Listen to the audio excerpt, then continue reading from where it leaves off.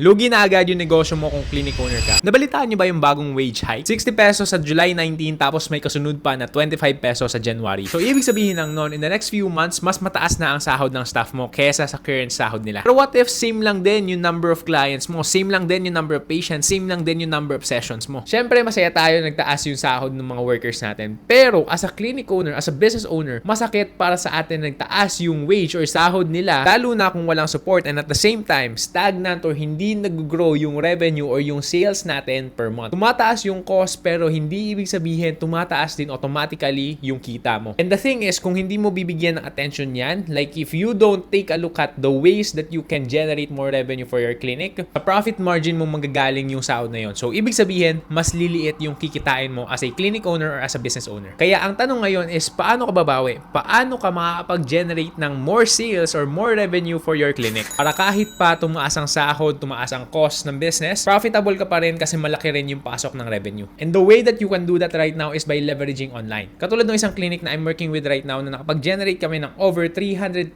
pesos in sales consistently in just 4 months upon launching. So kaka-launch pa lang nila pero ganun na agad yung sales nila. And why? Because we use the new strategies na nag-work right now. Strategies na hindi mo malalaman kung saan-saan and hindi siya usually tinuturo sa mga clinic owners. I can even show you yung case study na yun on how I was able to help this clinic to go from zero to generating their first million in just a matter of 3 months. And the thing is, on July 18, I will be sharing yung exact strategies na ginamit ko for this clinic para makapag-generate kami ng mas malaking revenue para sa kanila, para happy sila. And even if magtaas yung mga costs nila, profitable pa rin yung clinic. So maybe this is my invitation for you to take a look at this opportunity to improve your current system para mas malaki yung sales, para mas malaki yung revenue ng clinic mo. And gusto mo malaman kung ano yung exact strategies, exact steps, exact systems na I implemented, you can join us on July 18, Fully Booked Clinics. And click mo na yung button ngayon to learn more about the details of this live session on July 18.